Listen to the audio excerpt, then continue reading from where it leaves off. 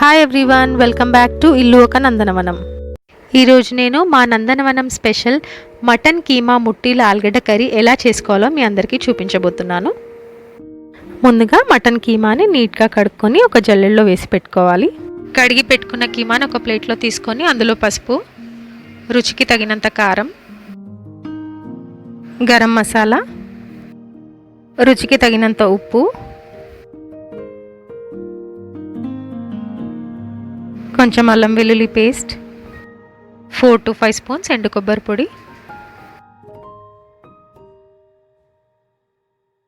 వేసుకొని బాగా మిక్స్ చేసుకోవాలి. బైండింగ్ కోసం ఎండు కొబ్బరి వాడుతున్నాను, కొంచెం తక్కువ అనిపించింది అందుకే కొంచెం యాడ్ చేసుకుంటున్నాను. ఇప్పుడు కట్ చేసిన కొత్తిమీర కూడా యాడ్ చేసుకొని బాగా మిక్స్ చేసుకోవాలి. కలిపి పెట్టుకున్న కీమాని మిక్సింగ్ జార్లో వేసుకొని ఒకసారి మెత్తగా గ్రైండ్ చేసుకోవాలి. ఇలా గ్రైండ్ చేసుకున్న కీమాని ఒక ప్లేట్లోకి తీసుకొని కొంచెం ఆయిల్ వేసుకొని మిక్స్ చేసుకోవాలి.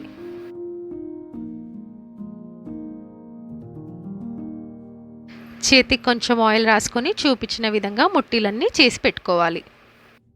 ఈ డిష్ నేను మా అమ్మ దగ్గర నేర్చుకున్నాను. మా అమ్మ అన్ని వంటలు చాలా టేస్టీగా చేస్తుంది. ఇలా ముట్టీలన్నీ కట్టి పెట్టుకున్న తర్వాత స్టవ్ వెలిగించి ప్యాన్ పెట్టుకొని షాలో ఫ్రైకి వేసుకునే కంటే కొంచెం ఎక్కువగా ఆయిల్ వేసుకోవాలి. ఆయిల్ హీట్ అయిన తర్వాత మనం కట్టి పెట్టిన ముట్టీలన్నీ వేసుకొని ఫ్రై చేసుకోవాలి.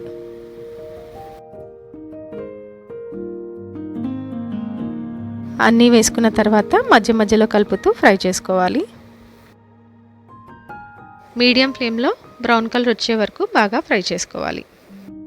ఫ్రై చేసుకున్న కొన్ని ముట్టీలని నేను గిన్నెలోకి తీసి పెట్టుకుంటున్నాను. ఇవి స్నాక్స్లా కూడా తినొచ్చు.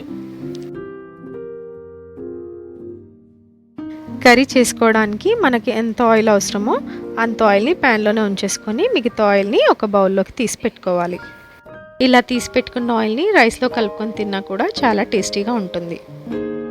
మిగిలిన ముట్టీలతో కర్రీ చేసుకుంటున్నాను. ఇందులో కట్ చేసి పెట్టుకున్న ఆనియన్స్, పచ్చిమిర్చి వేసుకొని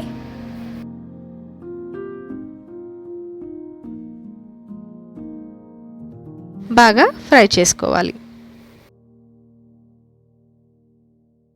ఆనియన్స్ ఫ్రై అయిన తర్వాత ఒక స్పూన్ అల్లం వెల్లుల్లి పేస్ట్ వేసుకొని రా స్మెల్ పోయేంత వరకు ఫ్రై చేసుకోవాలి. ఇప్పుడు కట్ చేసి పెట్టుకున్న ఆలుగడ్డలు వేసుకోవాలి. నేను ఇక్కడ కీమాకి ఈక్వల్ క్వాంటిటీలో ఆలుగడ్డలు తీసుకుంటున్నాను. మీరు కావాలంటే ఎక్కువ కానీ తక్కువ కానీ తీసుకోవచ్చు. ఆలుగడ్డలు వేసుకున్న తర్వాత ఒకసారి బాగా మిక్స్ చేసుకోవాలి. ఇప్పుడు ఒక పావు టీ స్పూన్ పసుపు వేసుకొని కలుపుకోవాలి. మూత పెట్టుకొని ఆలుగడ్డల్ని మీడియం ఫ్లేమ్లో కుక్ చేసుకోవాలి. ఒకసారి మూత తీసి చూసుకుందాం ఎలా కుక్ అవుతుందో. ఓకే, ఇప్పుడు బాగా కుక్ అవుతుంది. ఇప్పుడు బాగా మిక్స్ చేసుకోవాలి. ఇందులో రుచికి తగినంత కారం, ఉప్పు వేసుకోవాలి. నేను ప్యాన్లో కర్రీ చేస్తున్నాను కాబట్టి మూత పెట్టుకుంటూ మీడియం ఫ్లేమ్లో ఆలుగడ్డల్ని టెండర్గా ఉడికించుకుంటున్నాను. ప్యాన్లో కాకుండా కుక్కర్లో కూడా ఈ కర్రీని చేసుకోవచ్చు.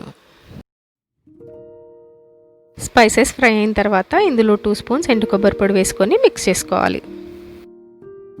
నాన్ వెజ్లో ఇలా వెజిటేబుల్స్ వేసుకొని వండుకోవడం వల్ల నాన్ వెజ్లో ఏమైనా ఇంప్యూరిటీస్ ఉంటే పోతాయి అన్నమాట. అందుకే ఇలా వండుకుంటే చాలా హెల్దీ కూడా. ఇప్పుడు ఇందులో తగినన్ని వాటర్ యాడ్ చేసుకొని ఒకసారి మిక్స్ చేసుకొని మూత పెట్టుకొని మీడియం ఫ్లేమ్లో కుక్ చేసుకోవాలి.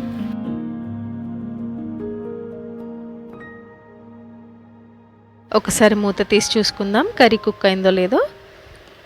కర్రీ కుక్ అయిపోయింది.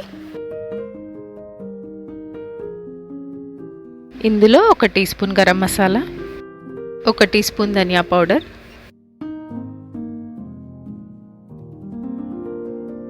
1/2 టీ స్పూన్ మిరియాల పొడి, కట్ చేసి పెట్టిన కొత్తిమీర వేసుకొని ఒకసారి బాగా మిక్స్ చేసుకొని స్టవ్ ఆఫ్ చేసుకోవాలి.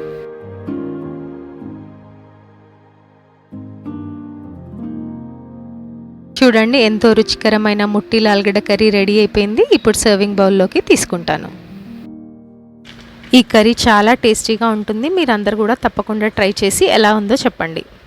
ఈ కర్రీని నేను రైస్తో సర్వ్ చేసుకుంటున్నాను. రోటీ అండ్ పూరితో కూడా ఈ కర్రీ బాగుంటుంది.